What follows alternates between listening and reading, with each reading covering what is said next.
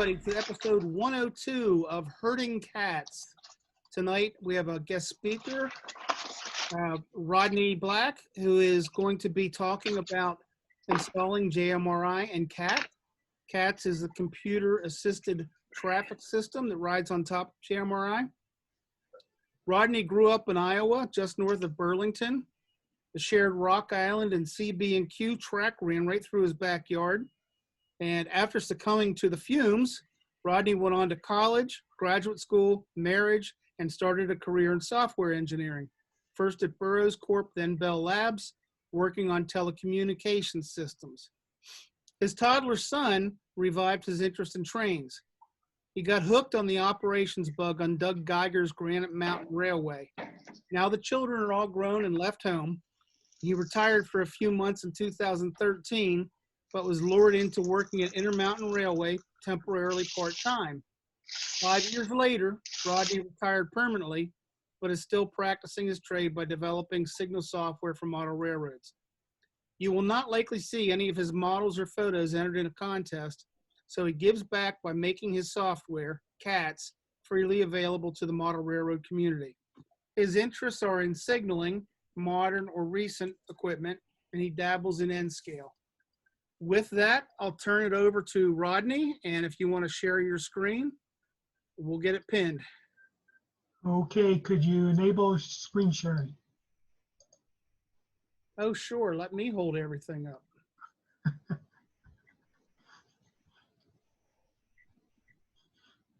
Okay, you're now the host, so you should be able to do that. Excellent. Okay. Okay, so let me bring this up, and I saw this and it inspired me. This is how I'm going to do trick-or-treating this year, particularly in, you know, the situation we're in with COVID-19 and stay at home and all that kind of stuff.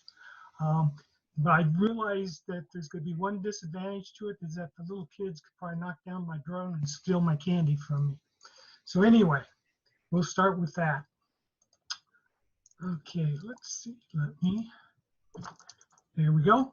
Okay, so this could be a presentation, introduction, JMRI and CATS. Good evening to all of those of us you here in the States, and if we have anybody who's not in the States, then good morning, good afternoon, whatever time it is. And welcome to this presentation. Okay, the focus tonight is going to be on two things. I want to introduce JMRI installation capabilities and then do the similar thing for CATS. So I've got basically 10 pounds of manure in a 5-pound bag, and so I'll easily be able to fill this hour. Please hold your questions about when will CATS do such and such, or could CATS do something else for a different discussion. We'll probably have more of these Zoom sessions. So basic outline, gonna go over installing CATS or JMRI, what it can do. Then I'm going to do the same type of things for CATS. Most of you guys, I imagine, are old hands at all this, so you can sleep through about the first 30 minutes. I put this up but there are a couple of reasons I want to go through JMRI.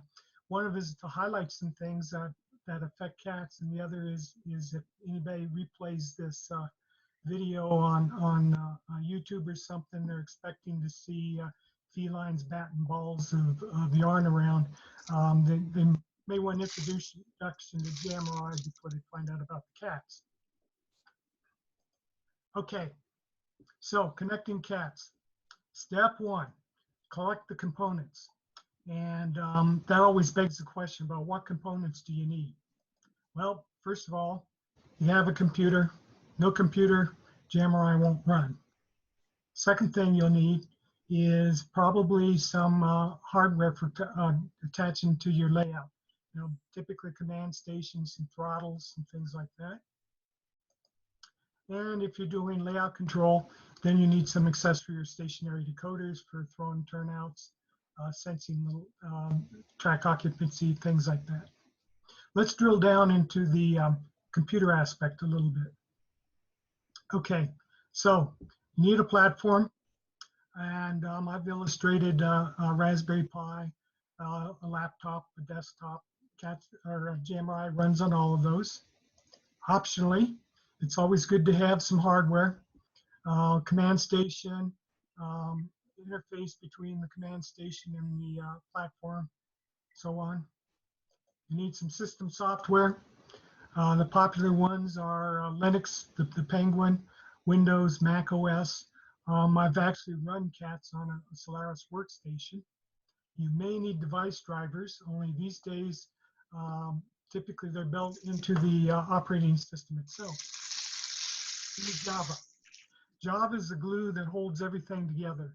It's a programming language and a product from, well, originally was Sun Microsystems, is now owned by Oracle.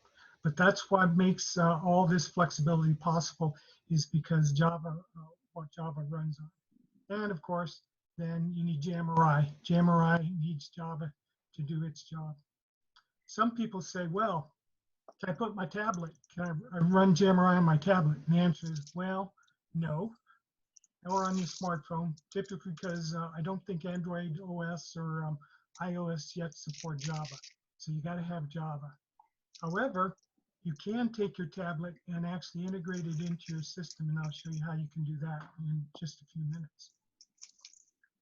Just a reminder to please mute your microphones. What's that? Just a reminder for people to please mute their microphones. We've had a few people join late and they have an open mic. Okay, so if you go to the JMRI website, you'll see that supports a lot of stuff here. This probably covers, I would guess, 99% of the model railroad market. JMRI is downloadable from the internet. Go to jmri.org, find the download button, scroll down, and you'll see this area down in here, and pick your poison, download it, and install it.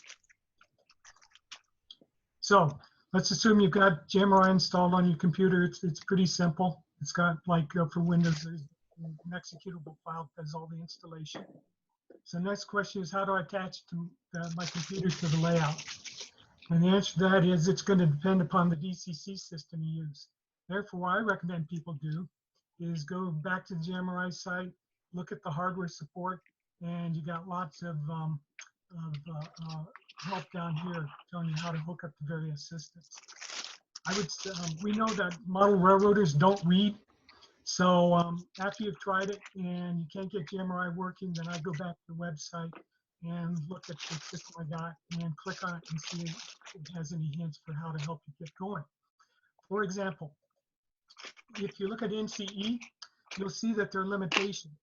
And I bring this up because if you're having troubles, you may have one of these problems that they're talking about here. Or on the other hand, if you're just exploring this and trying to look for a system to buy, you should probably look at the limitations and make sure you don't buy a system that doesn't work. Next, and I see Ken's online. Thank you for the slide. First step, you've got JMRI installed. You now launch it.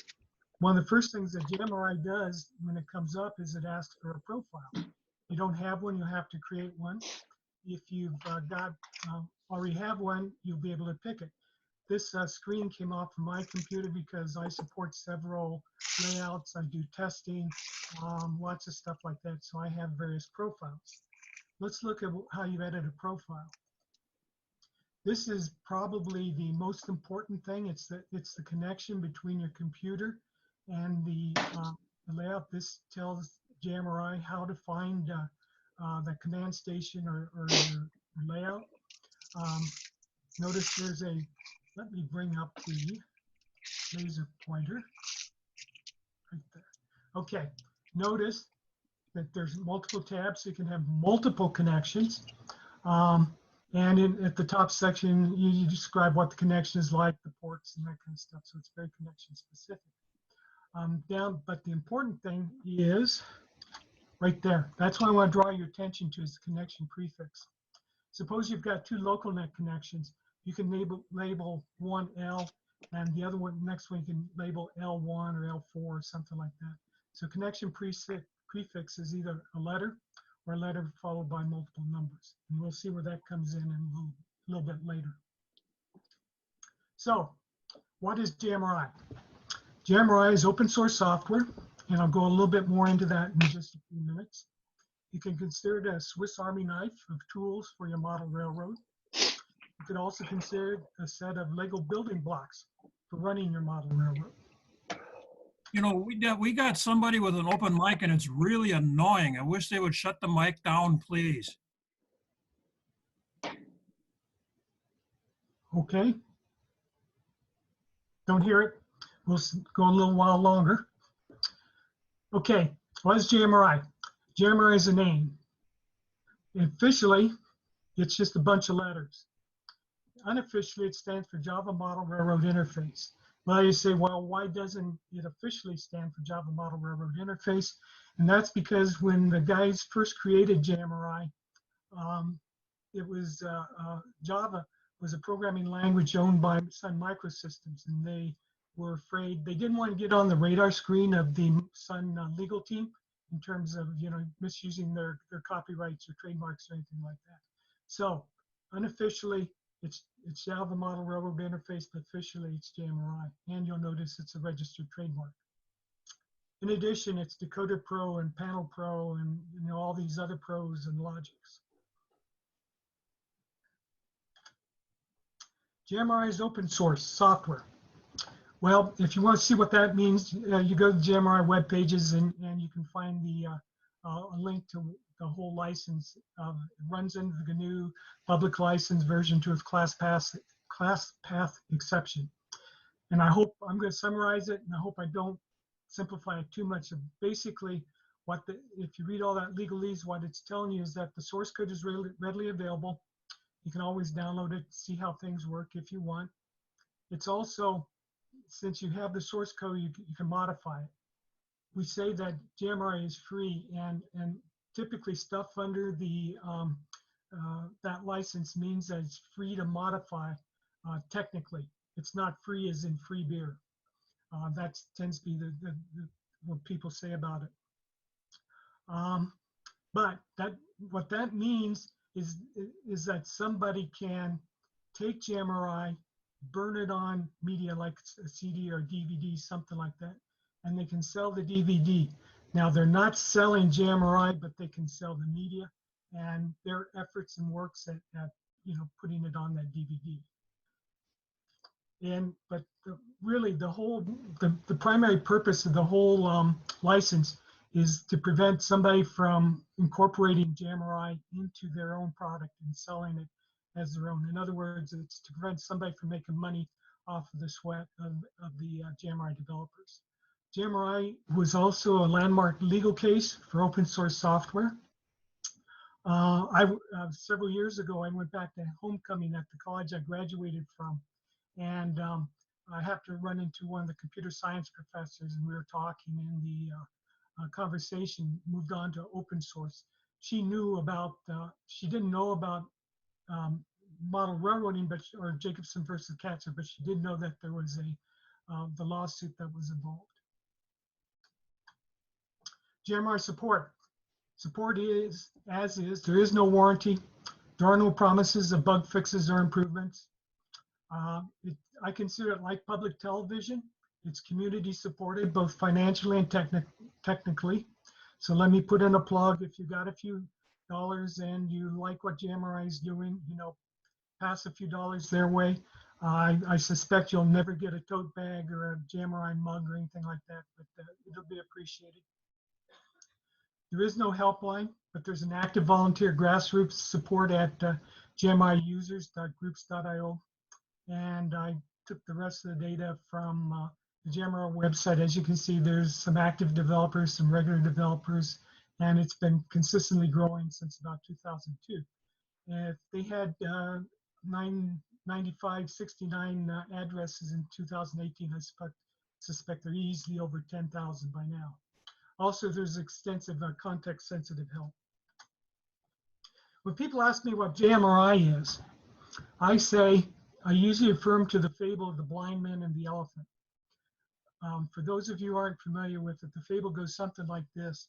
A guy put an elephant in a room, and he brought some blind men in and asked them to tell him what an elephant was. Well, one grabbed the tail and he said, well, it's a rope. And somebody else grabbed the trunk and he says, well, it's a snake. somebody else grabbed the leg and they say, well, it's a stump of a tree. And, you know, that's JMRI. Some people say, well, it's DecoderPro. Some people say it's PanelPro, and so on. This is particularly timely because a few days ago, I took a phone call from a friend, and he had gotten a Raspberry Pi, and he was trying to install JMRI on it. He didn't know about Steve Todd's wonderful image, so he was trying to do it from scratch. He called me because he couldn't get DecoderPro working. I asked him, well, what'd you do? He said, well, I put PanelPro up, like you said, and I brought up the local net monitor to make sure I had the profile set up right and everything was working. And so I'm on the phone, so I can't see anything. And after a while, I said, well, can you bring up a Zoom call and point a camera at your monitor? And he did. I saw he had running both DecoderPro and PanelPro at the same time.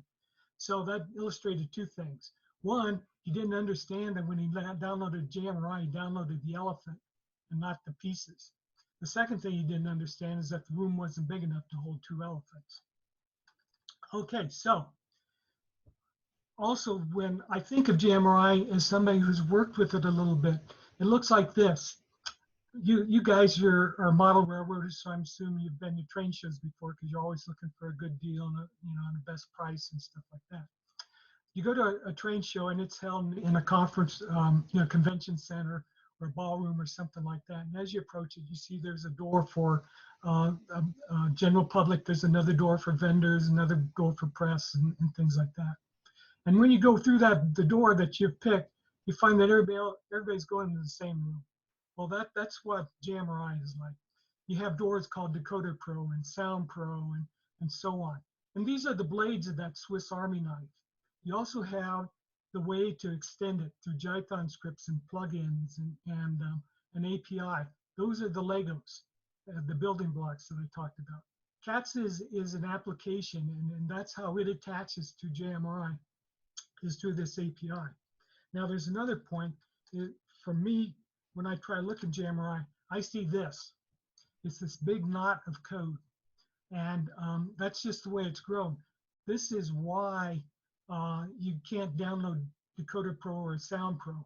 And about every 6 months, somebody comes into the JMRI user group and they say, well, I just want to program my decoders. I don't care about card lists and switch lists and things like that. And the answer is somebody else in the developer will say, well, I'll go look and see if we can split it up. And then usually they'll quickly come back and they say, well, I've looked at it and it's not worth the effort. And it probably isn't. It all works this way.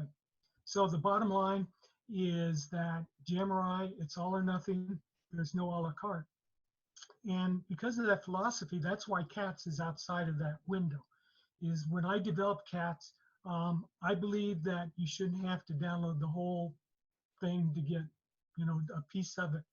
I would suspect that the majority of users are probably DecoderPro users for programming up the CVs on the locomotives, and most of them don't care about CATS. Back in the day when disk space was limited and download speeds were very slow, that decision I think made a lot of sense. Today, maybe not so much. So there are the JMRI pros. DecoderPro, SoundPro, and so on. And I imagine most of you are familiar with what these things do. So I won't go into a lot of detail on that. Now, I will talk a moment about OperationsPro. If you're not familiar with it, it's car routing. It's basically a substitute for something like ShipIt or car cards. It basically gives your railroad a reason for moving cars from one place to another and how to do it. There's networking. Some web pages, primarily PanelPro and DecoderPro, are web page servers, so they can be displayed on a remote computer. For example, here I've got Track, I've got some Digitrack stuff hooked up to it. I've got Raspberry Pi, running JMRI, talking to my Digitrack system. My Raspberry Pi then is running DecoderPro for programming my mobile decoders. It can be hooked to the internet. I could have another computer, or I can have that tablet out here running a browser, actually running DecoderPro remotely. And to some extent, that's kind of a silly thing to do because I can't imagine somebody in New York City trying to program decoders on somebody's layout in Los Angeles. You actually have to have somebody there to put trains on and off the programming track and stuff. Some layout connections can also be distributed across the network. For example, particularly I think of like LocalNet. The JMRI in this instance just becomes a LocalNet relay. It relays the LocalNet messages to another computer remotely that is actually running my PanelPro or DecoderPro or whatever. You can also then use Wi-Fi throttles hooked up to the internet, talking through JMRI to your layout.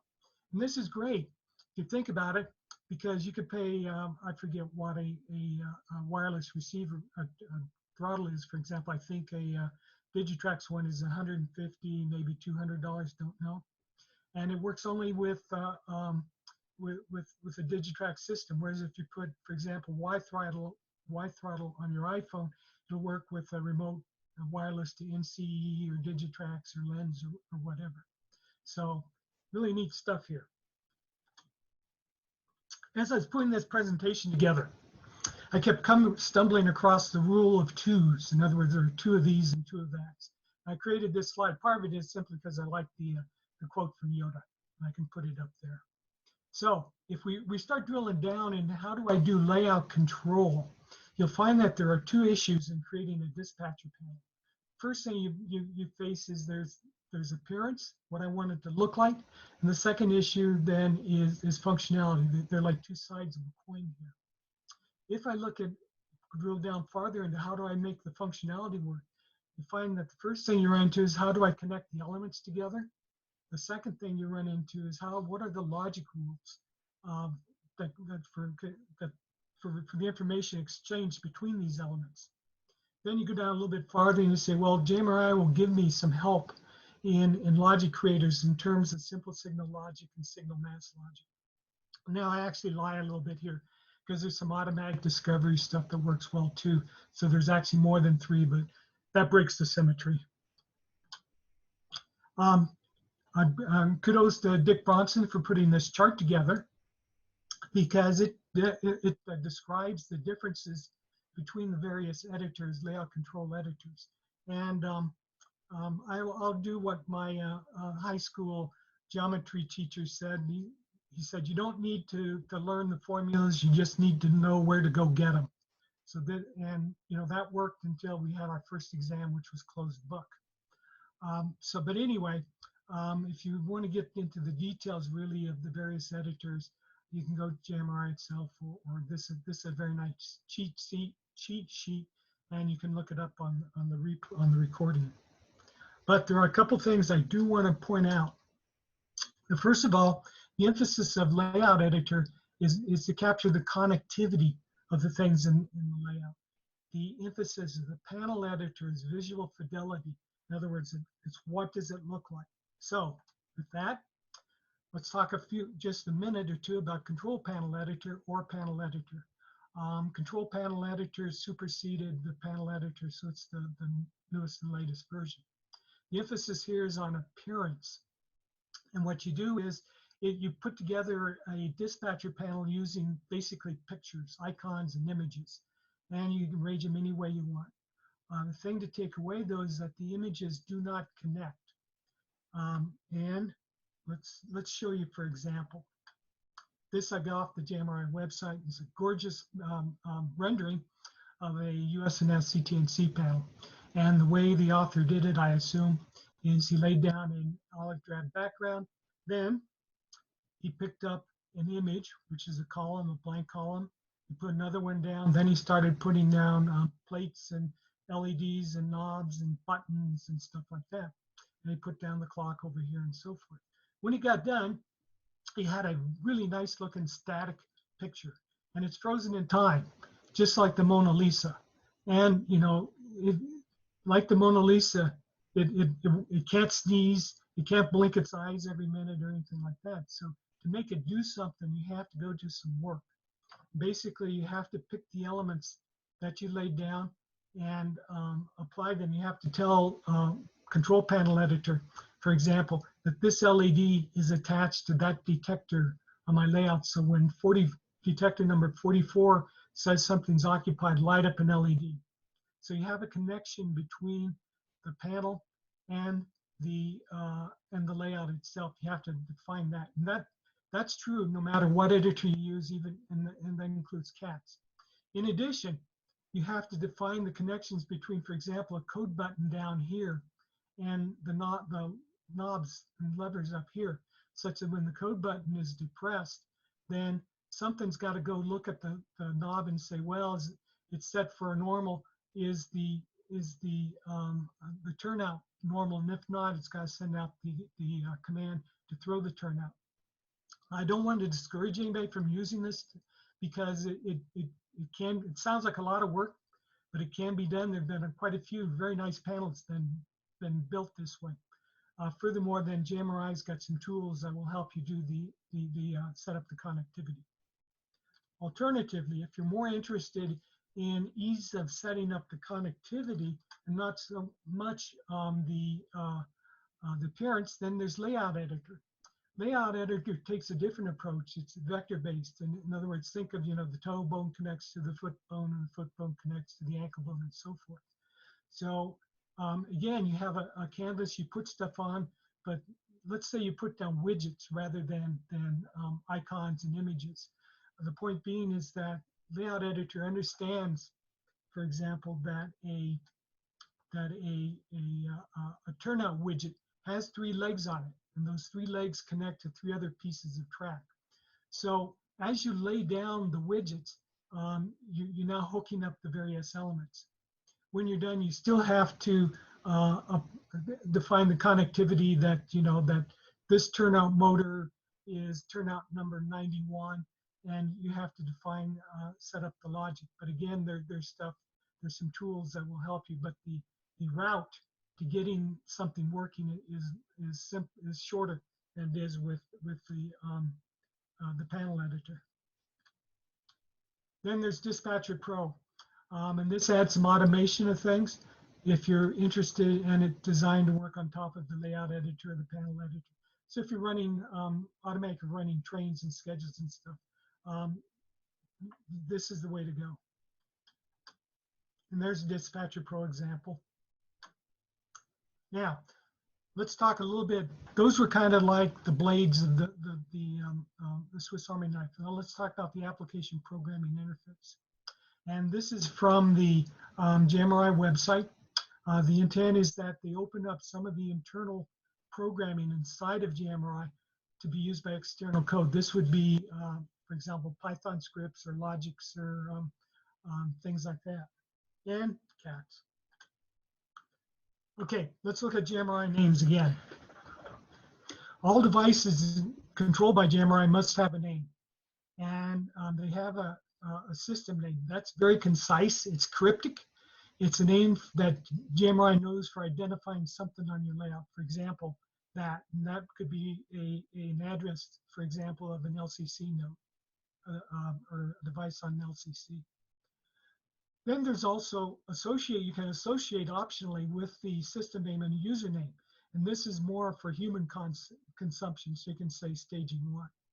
The idea being then that if you create things because of the interactions between elements, you can use a username when you set up these interactions so that, first of all, it helps you understand what's trying to be controlled here. And second of all, you can then swap the associations between usernames and system names, and the interactions don't change. Okay, default system prefixes. I'd say default, typically these are how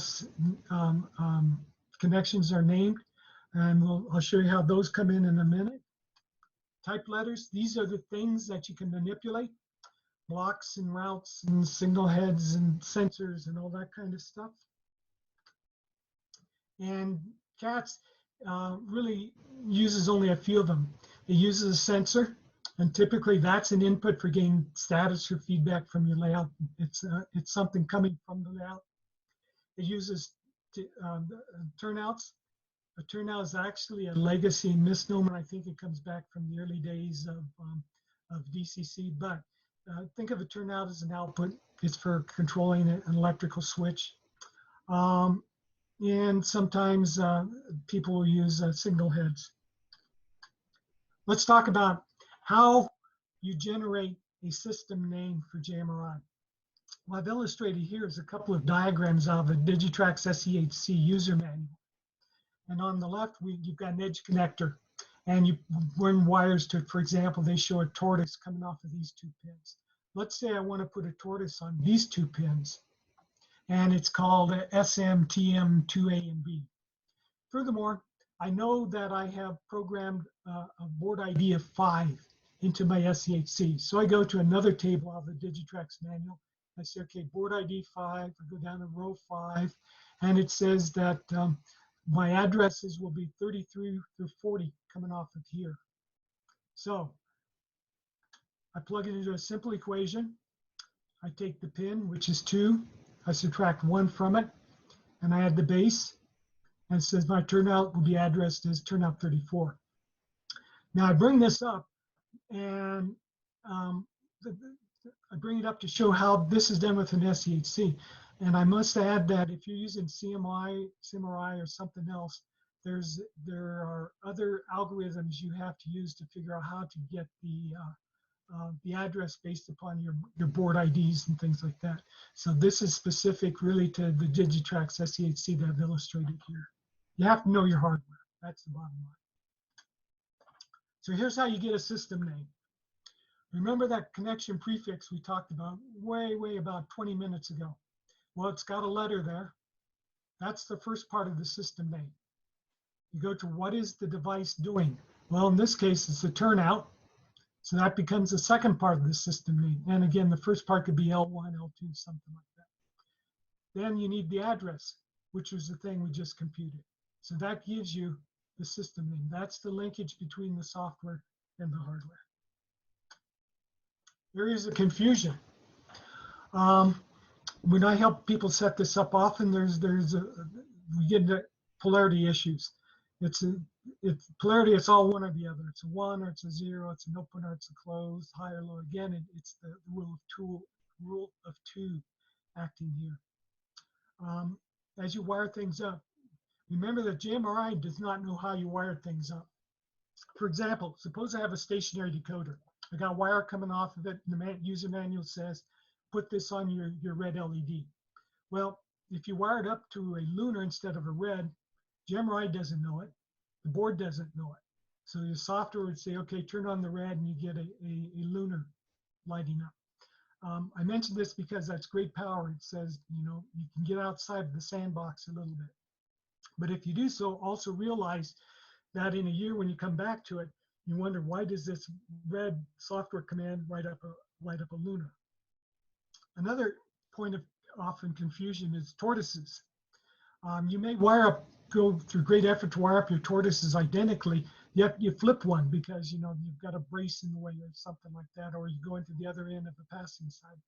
So when you flip a tortoise 180 degrees, then the command for setting the normal route now becomes the command for setting the diverging route and vice versa, and you scratch your head. The moral of this is don't try too hard to overthink things. Sometimes the best course of action is to wire it up and try it. You can always reverse the wires. And again, I'll put a caveat on here that assuming that you don't burn something up when the wires are twisted the wrong way. Or as my good friend Dan Delaney would say as we were wiring up the first layout, we'll fix it in software. Okay, now from that, I'm going to go into CATs. The first record that I have CATs successfully running a JMRI signal is dated from April 5th of 2004. So I've been working with this stuff for a little while. It began because I wanted to learn some new programming skills, basically object-oriented programming. And Pat Lanner wanted a CTC panels for his in-scale Crantic layout. So I designed basically a magnet board. So I had a GUI and I could move the trains around and stuff like that. After we'd used that for a little while, I figured I needed to figure out how to tie it to the railroad. We've been using a magnet board for about 2 years. So it's kind of like standing at the bottom of the mountain, looking up to the top and swallowing real hard and say, wow, do I really want to go up this? And about that time, I heard about JMRI. And I really don't remember where I heard about it. But they had a website. And I was really thrilled to discover that somebody had already done the hard work of figuring out how to talk to LocalNet. And furthermore, even better, they'd figure out how to talk to the layout systems. So I signed on. That sold me. At the same time, I knew that even though JMRI had done a lot of this hard work, that this was going to take a lot of effort. So I decided I'd make it available to the wider audience. And the first time we handed anything out, I believe, was in 2006 at the Cincinnati National Convention. Pat and I gave a clinic, and we handed out CDs with the clinic and the first version of CATS on it. Okay, things I did not like about Panel Editor. And again, this is Panel Editor circa 2004. It did not look like a prototypical CTC panel. It required, as we'd seen from working with CPE and LE, it required a lot of behind-the-scenes work to connect the pieces together and to create the signaling logic. I tried playing with it. I found that editing those connections was next to impossible because you didn't know who was tied to who and who to go into if you needed to change something. It was frustrating to work with. It was buggy. Things didn't work right. It crashed. And about this time, 2004, if you remember back that far, DCC was just coming, starting to make waves. And a lot of model railroaders were getting into DC, and they were having trouble understanding CVs and things like that. So at that point, I made the observation that model railroading is getting too complicated for the average model railroader. And I resolved that it doesn't seem like you should not require a degree in computer programming to create a CTC panel. So this has been kind of one of my guiding principles. Plus, a panel editor required a layout connection to do anything. Pat lives about 30 miles from me. His layout is, I think, roughly 20 by 40.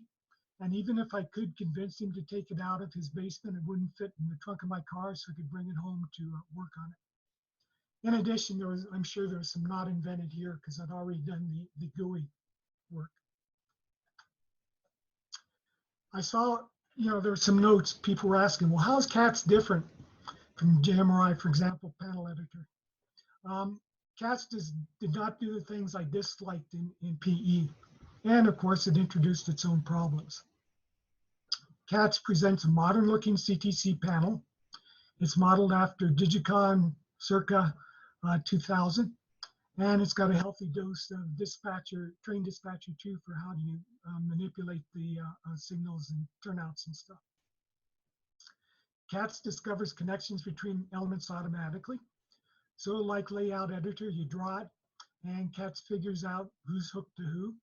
In addition, CATS generates the signal logical rules automatically. It does it by following the tracks. Early on, I made a decision that I wanted to make layout design separate from layout running. And the reason was this. CATS was based a lot on my experience in dispatching layouts, particularly a USNS CTC machine.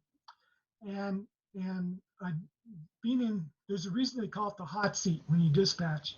You're sitting there and you're trying to figure out how to, for example, how to get assigned to pick out a crew to run the next train.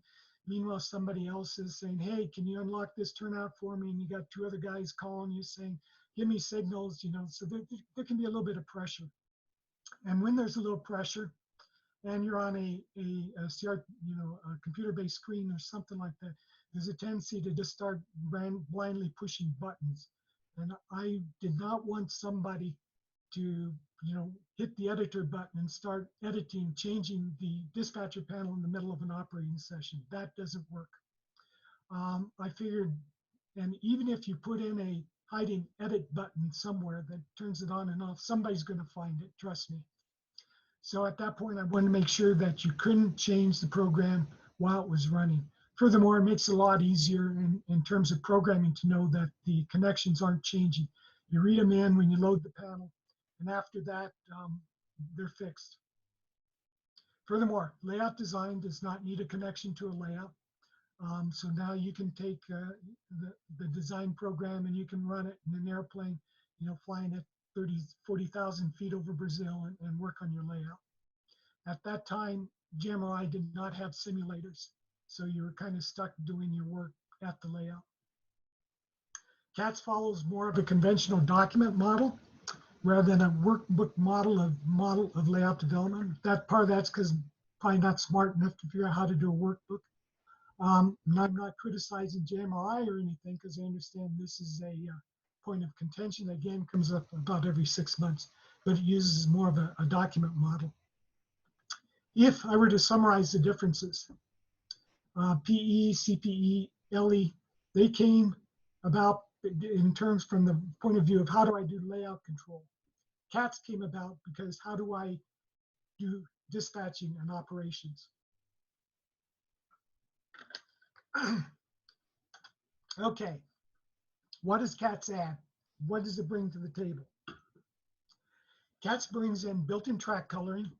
In other words, as the dispatcher reserves routes, the train runs around, the track colors change, tracks change colors automatically. You don't have to put anything in to make that happen.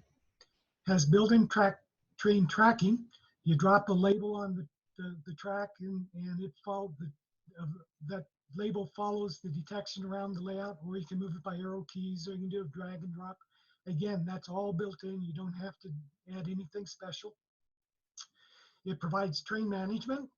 In other words, you put in the trains that you're going to run, and you can add things like the lead-in locomotive number, where it goes, where it starts from, who the crew is, the color if you want. It's very customizable. It adds crew management. So you can add who's operating on the layout at that operating session, what job they're doing, what train they're running. You can even put in things like set up the time they start the job, and if you have a dead on law, when they go dead on the hours. And given that you have jobs, there's also a job management facility. These last two things about crew management and jobs management were part of them were put in from, again, my experience of the dispatching in the sense that when I dispatch, I want to run the trains around, and I find that recording, when a train left a location or what crew's free, distracted me from dispatching. Well, anyway, then Pat wanted these things recorded because he's really into encouraging people to get their master model railroader. So this provides a way that we record who operated on his layout, when they did it, how long they did it, what job they did. So it's a record for the dispatcher AP. CATS also lets you do track and time.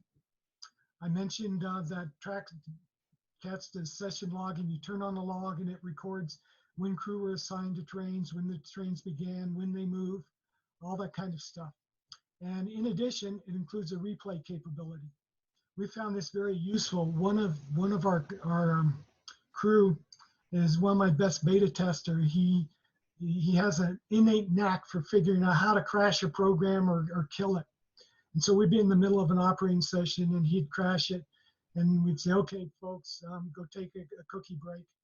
And I'd fire CATS back up, and I'd basically just replay the log, and we pick up right exactly where we left off, which is really kind of a neat feature. It's also useful if you're doing something like AM, PM schedules.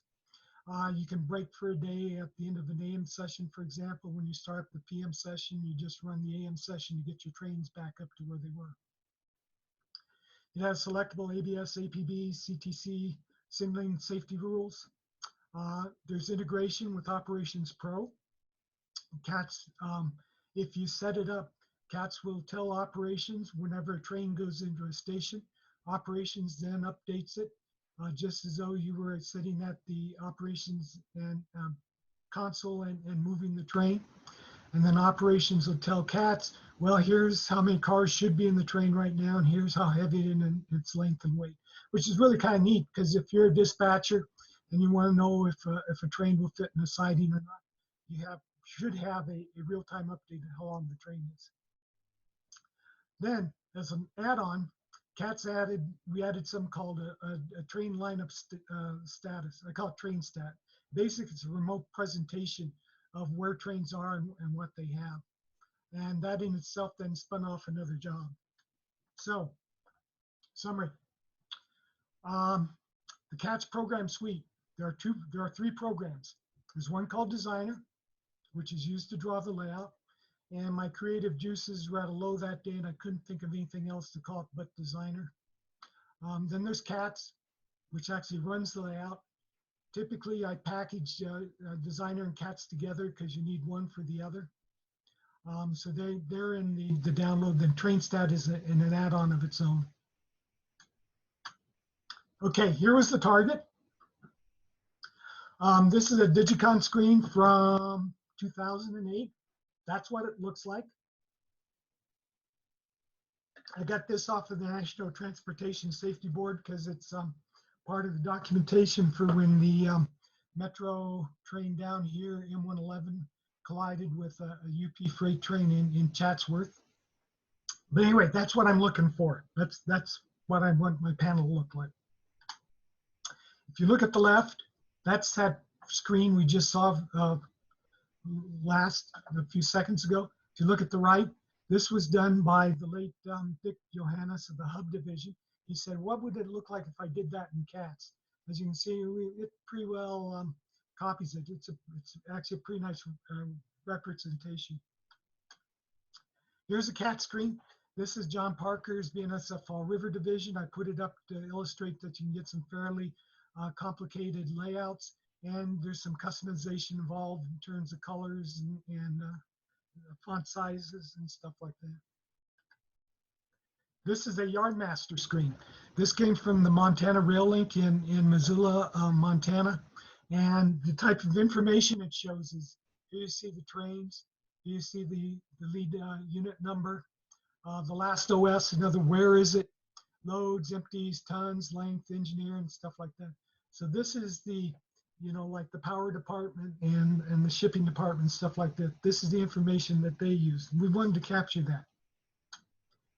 This is a train stat screen, and though it doesn't look like it, I probably could make it look a little bit closer. It basically has the same type of information. There's the train symbol, here's the crew, the last station was at, when it was there, name of the train, and the number of cars coming from operations and things like that. Let's go through an example of CATS usage. Minimal usage is you got a computer and you design a magnet board for it. So here you use Designer and you build a dispatcher panel, and it's all by its lonesome. It's in isolation. So magnet board, so the dispatcher has to talk to the crew with radios and stuff, and so, or maybe telephones or something. He'll say something like, okay, train number shifter, you are cleared from Alpha to Baker. And then as the train goes along, the crew would have to say, okay, I'm at this point, and basically roll it up. So there's a lot of radio communication back and forth. Eventually, the owner gets a little money. Let's say he gets an inheritance or something like that. And he puts some hardware on the layout. So he hooks it up. And now he goes into that same layout panel. He just adds the connections between the JMRI and the layout. And the same panel works, still works. And it works in the same way. He uses the same keystrokes and the same operations. But now there's a lot less audio traffic between the dispatcher and the crew, because the systems, the signals are showing what to do, and the dispatcher is showing the turnouts and seeing where the train is. Let's assume that this person's great uncle dies and he gets even more money. So he's going to go fully tricked out. He's got all of his same hardware on his layout, computer panel, the dispatcher panel on his computer. But now he adds train stat. He has an old laptop he cast off and he puts it next to the yard. He runs train stat on that. Now the yardmaster can see what's coming. He now has another job, and this job has a train stat, and the guy down here then runs operations. So he's the clerk. He prints out the way bills. He assigns the crew. He gets some of those jobs that we do in a model railroad. that the dispatcher does is offloaded like you'd be more like on the prototype. Okay, where to get cats? Go to cats4, CTC, numeral4.org. You get a screen that looks something like this. Click on the downloads button. You get another screen that says, do I want cats or do I want train set? Click on cats. You get a screen that's got the license on it. I got to try to protect myself, my intellectual property a little bit too. Scroll down to the bottom. Here are the releases of cats. Make sure you pick the one that's compatible with the JMRI release you're using. I can guarantee you, if you don't pick the right one, it's not going to work. The latest release I tend to put just above the, it's like the third line from the bottom. So there's the latest release. If you want the source code, there's the source code, download it. Download cats, you'll get a zip file. And that usually goes in something like your downloads folder or something like that. And you need to extract the contents. I'm only going to show you Linux because I got Raspberry Pi and also have a Linux virtual machine I'm running Ubuntu on. And Windows. I unfortunately don't have a Mac illustration, any Mac stuff I can show you. As Jerry said early on, my Mac man left to get married in Cleveland, and so I lost all my Macintosh support. But anyway, you go to Windows 10, for example, highlight the release where the release is. Do a right click on your mouse. You get a pop-up that looks something like this. Here's what it looks like for Windows. Here's what it looks like for Linux. And select the Extract All button. And that will then take all the files out of the zip file, and you got a bunch of contents. So where do you put them? Let me start by saying every computer installation is different, just like every computer. Okay, so if we look at some of the differences, we got hardware, we got the operating system, we got versions of the operating system. We have differences in Java because Oracle has the official Java, but there's also OpenJDK, which I think is what the Linux stuff uses. There's Java versions, 8, 11, they're up to what, 14 or something. There's Java architectures if you're in the Windows world, whether you're 32-bit or 64-bit. There's the JMRI version. There's how you install JMRI, where you installed it, if you did custom location, if you did for all users. So there's a lot of differences here. Let me pick on Windows a little bit. It's always a good something to beat up on. I went to Wikipedia and I said, okay, how many versions of Windows, are there have come out? And going back to XP, it found all of these and go, wow. Now I suspect a lot of them, that some of them probably can't run Java. But at the same time, I wouldn't be surprised if the model railroading community, somebody in the model railroading community uses one of these, one or a lot of these. So if we go back and say, well, why do you support XP? And the reason is that I mentioned that model railroaders are cheap. You got an old cast-off PC or something like that, and you say, hey, this I don't want to put it on the network, and my family doesn't want to use it, but I'll bet it runs my railroad really well. And yeah, it does. So anyway, there's a lot of stuff here to support, and why it matters. There are variations in locations of program folders, in the names of program folders, user folders. There are variations in access rights.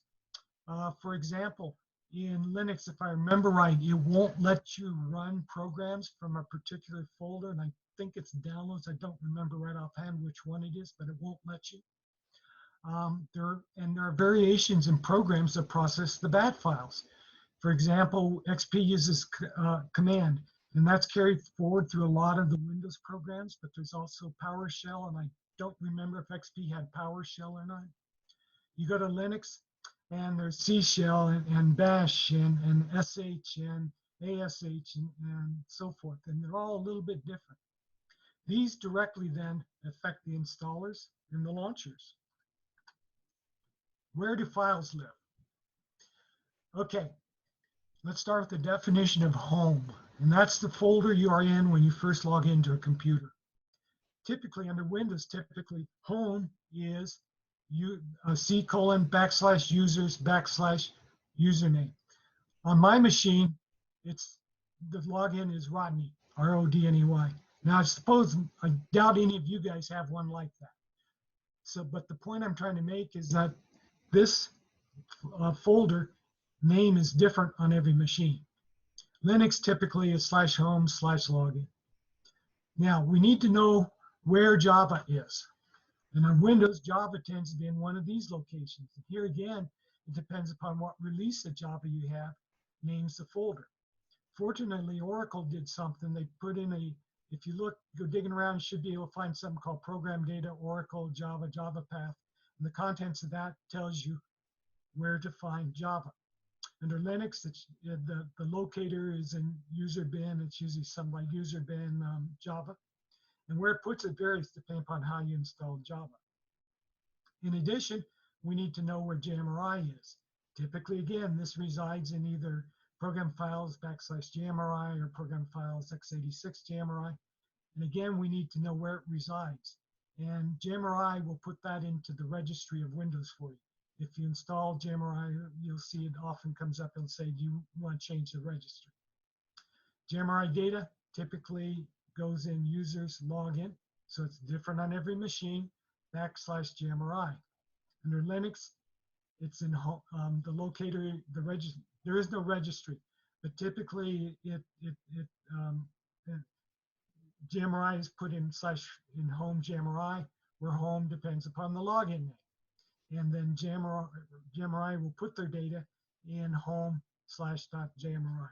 The point being, again, it's without knowing the machine, you really don't know where this stuff sits. Okay, why are there these two under Windows? And the reason is, after XP, there's 64-bit programs are put in program files, and 32-bit programs are put in program files x86. So there are two places under Windows you may find JMRI and Java. Here are CAT's requirements. So where do you want to put CAT stuff? Okay, the designer program. The folder can be anywhere. It doesn't matter. Into that folder, well, let's just say it shouldn't matter. If you put it into the program file, into the programs folder, you may find yourself. We'll talk about that in a minute. But anyway, you need to put designer.jar, designer.bat, or .c shell. So this is the program, this is the launcher, and you need a folder called lib. Into that folder, you can put JDOM2 and log4j. They're in the distribution, and that's all you need. That's all you need for designer. You need a data folder, and with this most recent release, designer will look in your home as a place to put your data files, and you can always then go somewhere else, navigate to another folder. And if you want, I describe in the documents, you can set a thing called cat stuff folder to make the default something other than home. TrainStat, very much like designer, it can go anywhere. You need a trainstat.jar file. You need the launcher. You also need a properties file, because this thing is used for what's called internationalization. All of the strings in train status can be translated into another language, and this properties file defines the translation. You need a lib folder. In this case, you need JDOM, not JDOM2, but JDOM. I haven't updated it yet. It's probably due for renewal. And you need the log4j. The data that TrainStat uses is by default goes in the same folder up here. CATS is a little bit different. You have to put the cats.jar file in the same folder as JMRI. That's just the way that Java works. You need then to put the launcher, the bat, or the .c shell in the same file. You need a file called crantic.gif, and that's that. You can put a thumbnail in there, and if you call it crantic.gif, you can put your own logo on the startup screen. It needs a lib folder that has jdom.2 and log4j. These come with JMRI, so you typically don't have to do anything about them. The default again is Java Home, so I'm trying to make this match this, and you can override it with the cats folder. In the past, people have typically just extracted cats to the JMRI folder, and that tends to work most of the time. But now I'm trying to pay more attention. The JMRI folks say avoid putting stuff in the JMRI folder, so that's why I moved, added some of this other stuff. So the minimal here is just these 3 files. And the reason being they try to do that is because when you update your JMRI, they take the JMRI folder and they rename it to be JMRI.old, and they do a new install. So your program, your file still exists, they just got moved on you. Let's pick on Windows a little bit more. As you can see, it's been a sore spot with me. You have to know if your Java is 32-bit or 64-bit unless you're running XP. And again, 64-bit programs go here, 32-bit programs go here. You may have to know where your Java is. In post-Windows XP, in other words, Vista 7, 8, 10, they do not like unknown programs to execute from C program files and C program files x86. That tends to be a problem. I haven't figured out exactly. Some people have no problems, other people do, and I haven't figured out the formula yet by what makes it work and what doesn't. So when I say extract everything to C program files, it may work and it may not work depending if you get caught up by this. This is the batch file, the launcher for cats. The way to read this is that Windows ignores everything that starts with :, so it ignores all that. So what that means is when you try to launch cats, what it's going to do is it's going to fire off JMRI, and it's going to tell JMRI to run basically the cats application. And furthermore, it's going to tell run the 64-bit version because of C program files. If you're using 32-bit, then you need to do something different. What you need to do is go to your cats.bat, right-click, you get an edit window, click on edit, make a copy first, always make a copy first, and edit it. And so what you do is remove the 2 colons in front of the 32-bit version here, and add 2 colons in front of the 64-bit here. You'll see that one of the areas, this is probably one of the areas that CATS is weakest in, is the launchers and the installers. And part of that is because of all the systems and testing them, and I don't have all the systems to test, and also that I don't really care that much for programming in shell or command or anything like that. So I figure you do this once and you're off and running. Designer.bat, here's similar types of things. Here's a big chunk of the designer.bat file. And usually this line, everything's ignored except this line. This line usually works, except I had to install Java 11 to get my Eclipse updated, and I found out that in Java 11 they got rid of this option. So in that case, you got to edit the thing, and if you're running a Windows 32-bit, again, put the double colons here, get rid of the colons down here. If you're running 64-bit, put the double colons up here, remove the double colons down here, and again, it'll probably work for you, unless you get caught up by that little permissions problem. Troubleshooting. Okay, if all else fails, use a bigger hammer. So if you can't get the thing to run or you're having problems, check the system console. It's that black window. TrainStat and Designer bring up that black window and they leave it up automatically. If you're running JMRI though, go to here, go to the panel, go to Help, and pick the System Console and click on System Console. That'll bring up the black window and maybe that'll give you some help. Sometimes though, JMRI doesn't get that far. You never see this. The black window comes up and immediately disappears. In those kinds of situations, check for log files in the program folder. For example, the C program files JMRI. look for a file called session.log or one called messages.log. This one is persistent. And basically what happens is JMRI does a logging. It tells you progress as things start up. This one is persistent. In other words, it keeps getting written to. Messages.log gets erased every time you start up a launch. Every time you launch JMRI, it generates a brand new one. So this should be the most recent if it's working. Finally, if that doesn't help any, you're not getting anything in these places, then let's go with the bigger hammer. We need a terminal window. How do you get one of those? Okay, if you're Windows, and I understand there are other ways of doing this, but go to Start, go to the W block, and Windows System, select Command Prompt. You get something that looks like this.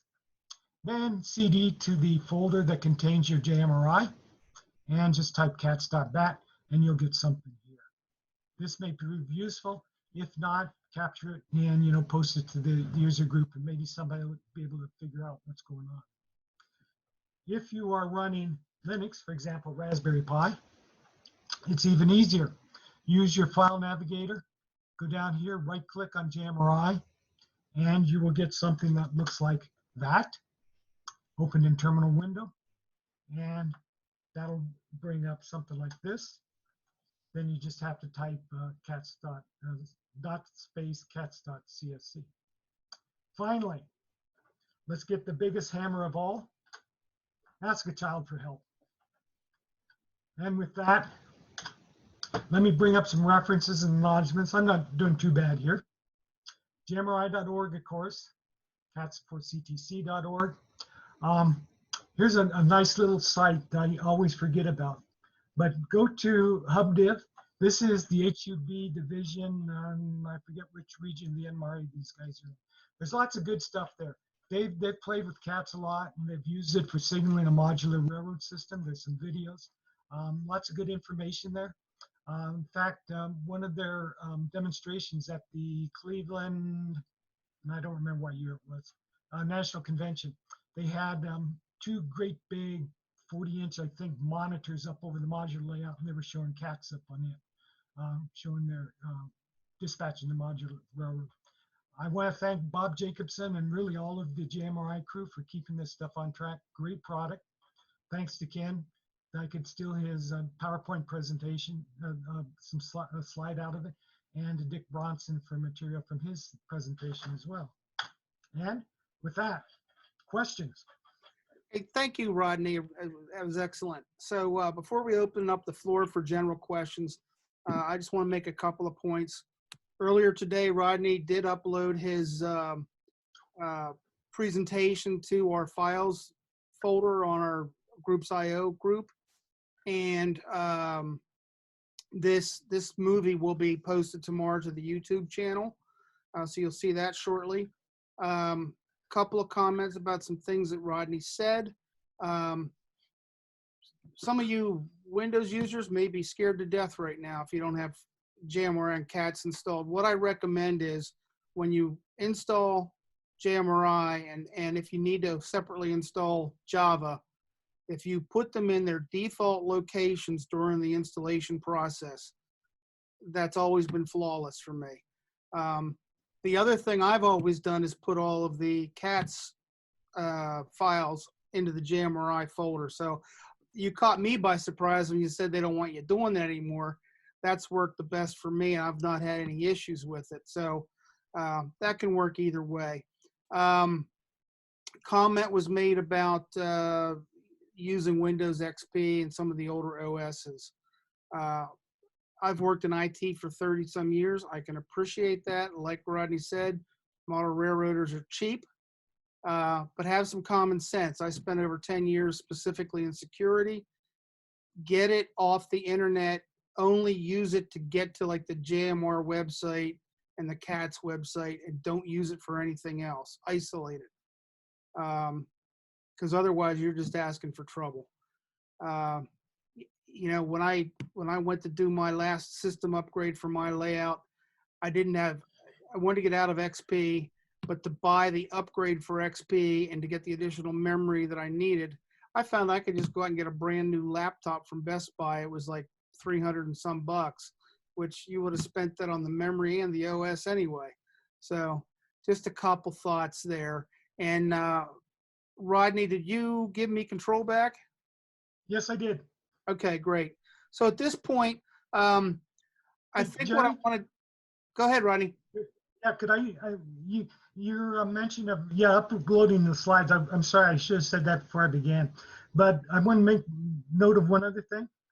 If you go to the CATS users group, and in the file section, I see that I think it was Peter Lloyd Jones uploaded a PDF on how to install CATS under Windows. I haven't checked it to see how, if it's still up to date or not.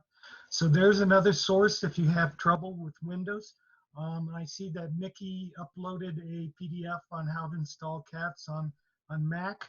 And I haven't checked that, and even if I did, I couldn't tell you if it's right or not because I haven't done it. So let me mention those things. Yeah, so Rodney, this is the first of 4 presentations that he has offered to give. I really appreciate that. So you'll see those scheduled out in the coming weeks. What else is going to happen here is I thought for next week what we would do is have a peer help session kind of with an open mic. So your homework from this, if you don't have JMRI and CATS installed, your homework is to do that before next Tuesday. And then next Tuesday, anybody who's able to help you here can pitch in. I can help a little bit with Windows. I actually have Mac, so maybe I'll install it just for the sake of doing it, so I have that experience. So we'll do that next week, maybe get another one of Rodney's presentations in 2 or 3 weeks. The other thing we're going to do is once Rodney gets through his slate of presentations, which build on each other, we're going to have a series of labs which are going to be more interactive and more complex than what he shows you in a PowerPoint. I mean, we'll actually be working with the software. We'll lay out a track plan, build it to the point we're using it as a magnet board, and we'll keep building on it over a series of 4 or 5 sessions. So that said, does a help session for next week sound good? Yes, no, maybe? I'll take that as a maybe. All right. At this point, let's open it up for questions. Is somebody going to do something on the train stat portion of the CATS program as far as how exactly you set that up? I got a layout that I helped design a panel for. I think that train stat would come very nice tool to have in his main yard. Okay. Yeah, and I think Rodney mentions that in one of his other PowerPoints, and that I already have that in the outline for the labs of how to do the train stat. And I may actually combine that with setting up wireless for JMRI, because people ask about that. How do you set up the wireless access point? Those are 2 fairly simple tasks that could be done within an hour easily.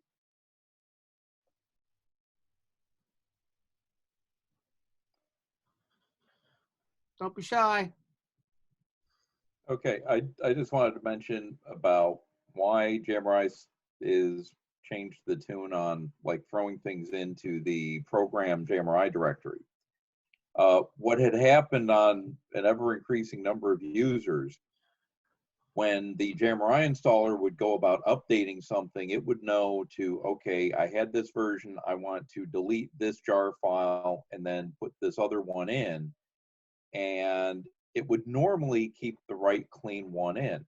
Well, if something else was getting thrown in there that was, say, a little out of date, we're running into where you'd have 2 of the same jar file, but with different vintages. And it's very, very difficult to know which one you're going to get. Effectively, the system would try loading all of the jar files, and you didn't know whether the newest would be superseding the oldest or not. So maybe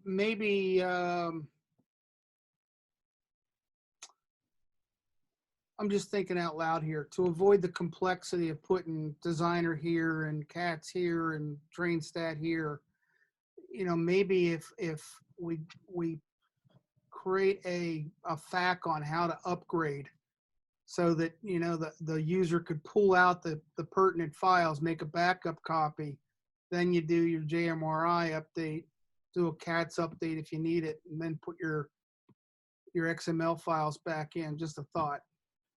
So I think that by the ability to specify the folder for your XML files, I think that reduces the you know, the dangers and the problems you get with the JMRI update.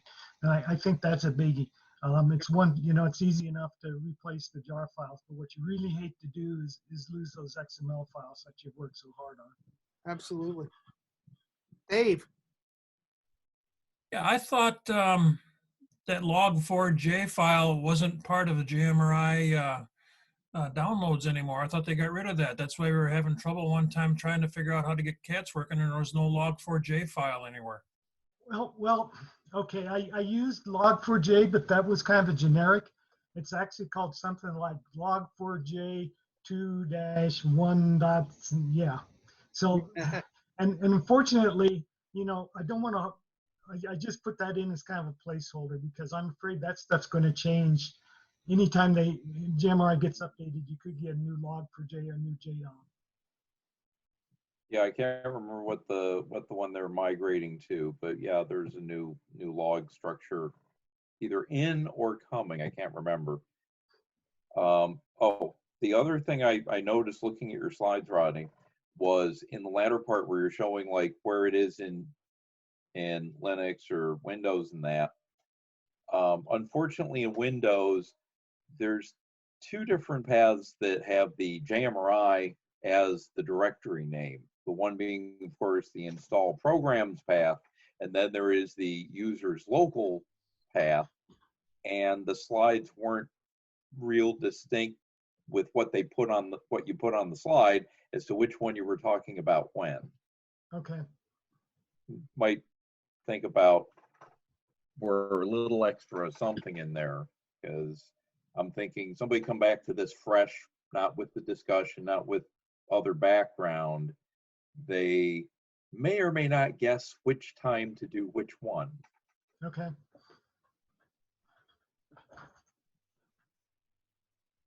Other questions?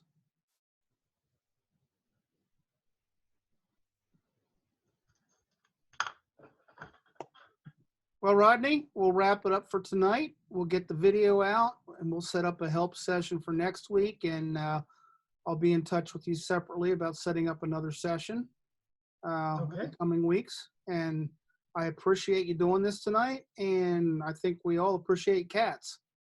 So thank you. Thank you. Yeah. Good night, everybody. Good night.